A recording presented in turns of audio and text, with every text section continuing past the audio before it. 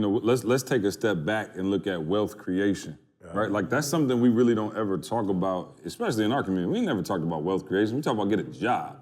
You know what I mean? Like where I come from, it's just blue collar. Michigan, he'll tell you, we born and raised there. Every single person, you work for GM, Ford, Chrysler, you go, you get a job, you hold on to it for 30 years, you get a pension, you get a retirement, and that was a sweet life. And that's what my father did, and it provided a great middle-class life for us. So there's no knocking it, but when it came to actually making money or creating wealth, I had never heard anybody talk about multiple streams of income until I met E. And E would always tell me, that's how we gonna make money. We're gonna get multiple streams of income. I'm like, yo, let's get one first, E. You know what I'm saying? Let's get one stream first, and we get that one going, and then we'll work on multiples. But multiple streams of income was something that, you always instilled in me and Carl is like, yo, we gotta have, the books, the shirts, the programs. We gotta have different ways, and we gotta be able, you always say, we have to be able to make money in our sleep. Like no man has become a millionaire when every check he gets is tied to him physically being at a place or a location. Time. And I remember hearing that and being like, yeah, it would be tough to make that kind of money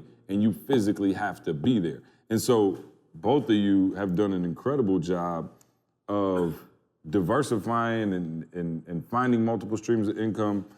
Jamal with, the construction company, the security company, the daycares, the real estate, and your, job as a police officer, which, I guess is just the grocery money. But that's 6 months now? That's 6 months yet? 5 months. 5 months now? 5 months to retire. Give it up for Maul, 5 months. It's like, hey, every time you're on the podcast, you're one step closer, so we'll look forward to it. I always be waiting to hear the number, like, say the number. But you didn't come from that, you came from a blue-collar mentality similar to me. Why is multiple streams of income and becoming a millionaire and those things so important to you? And where do you think you developed that mentality? Because it wasn't, you just told us your dad was a cop, you said you had started like a business and made X amount of millions, and your dad was like, okay, cool, and your brother got a promotion, and he was like, man, you're the one. Son. Yeah, my son, right. So that wasn't even necessarily valued very highly in your family. How do you think about wealth creation, and what advice can you give, those of us here who are trying to grow that nest egg and really blow up? You know what I'm saying? The thing about it, man, like when I was telling you about my boy who was playing football, he was making so much money that I knew that I would never be able to make that kind of money working any kind of job. Mm-hmm. So I figured though, but I could make it if I had one business making this amount, another business making this amount, another business making that amount. And so you talk about multiple streams of income, I really started seeing like success when my multiple streams of income start having multiple streams of income. Mm. So every stream of Break income. That down. I mean, you said that so fast. Slow down. Think about that. Every stream of income that I had, I found a way to create 3 more streams of income within that stream of income. So it was kind of like if you look at like a family tree, right? You got the parent, the grandparents, and then it breaks out, and then it breaks out again. That's how I started seeing my life. And then I started collecting money from all of these different businesses, and then each one of those businesses had several different streams in that business. And then the only business that I have, or the only job that I have where I have to be there is the police department, and that's the one that pays me the least amount of money. Right. The one, so right now we're sitting here, we're all talking. You have to ask yourself, how much money are you making? You should always be making money. When you sleep, when you woke, money don't stop just because you off of work. Just because your 9 to 5 end, your income shouldn't end. So as we're sitting here right now, there's some security guards in Chicago and St. Louis right now working, and I'm getting paid every single hour that they're getting paid.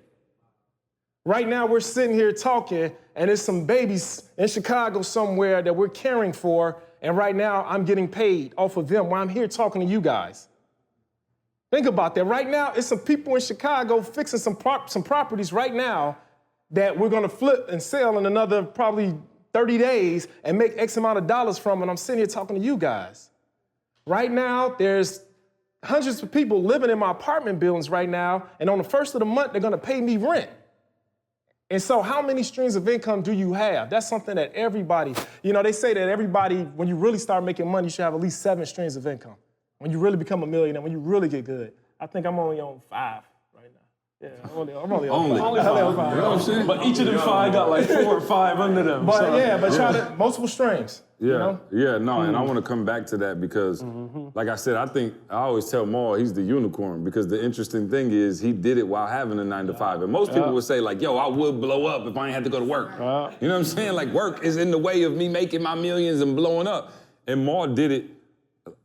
We quit, so I don't have nothing for you. Like we ghosted. We was like, we out. We're gonna go try to make our millions the hard way. But you've always been on that mentality as well. Where do you think you developed that mentality from, and how important is it for you to teach not only your kids but everybody else, you know, in this room and everybody listening to the podcast about finding those extra streams of income? Because when you think about it, everybody in here can point to a family member, a friend, themselves, somebody who is stressed because of finances. Like at all times. My phone ring, now that people listen to the podcast, I guess they think me and Carl balling too. I'm like, no, that's called E.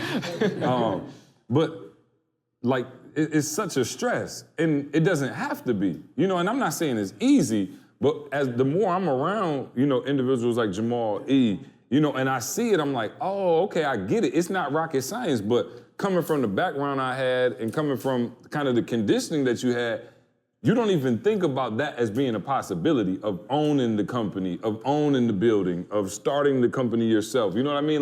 Only people we knew that started companies like Rib Shack on the corner. Like nobody really owned a business that was like hiring employees and, you know what I mean? So. Well, you said exposure, and I was like maybe in my sophomore, junior year in college, and I went to Atlanta for the first time, and that's where I saw it. Like I would go into Buckhead, Stone Mountain, Lithonia, wherever you went, and it was like, you know, people of color balling, like lived in the entire neighborhood, not just one house or 2 homes. And I was just around, you know, people who were doing it, and I just asked questions, you know. And then when I got in the speaking industry, I started running with like Dennis Kimbrough, Stedman, you know, Stedman. You know what I'm saying? I started running with people like that, and I just started asking questions, and they said it, you know. And then I eventually got with people like Warren Buffett, and I laugh because, and again, I don't say this to be disrespectful, because people like LeBron, you know, we look up to LeBron and what LeBron is doing, but I've been able to see, you know, it's like LeBron makes $500 million,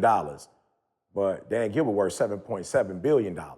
You know, so it's a difference when you playing and when you own the team somebody playing for. You know what I'm saying? It's different. So people don't get it, whether LeBron's in Cleveland or not. Cleveland's still gonna be selling tickets. And then when I was with Dan Gilbert and we used to do this training, he had 32 companies that he owned. Now it's 51 companies. You know what I'm saying? So it's like what Maul said. Maul said 7. He got 51. You know what I'm saying? Like, and so being around these individuals and just seeing how they just think different. I'm in the room, bro, with Warren Buffett, and it's like, I asked myself, like, why is he here? And it's like, yo, he here because Detroit economy went dead. And he said it. He said vultures go where stuff is dead. That's where vultures go. Once it's dead, they come, and that's how they eat. So he like, I'm in Detroit because we about to buy this joker up. And it is like monopoly to them. So they bought up buildings for like, bro, imagine you buying a building downtown Detroit for $250,000. That's a crib. That's a crib, and then turn it into a venture capital. So now you bringing people in and they renting out space, and you're helping them to start companies, and you getting a percentage off of it.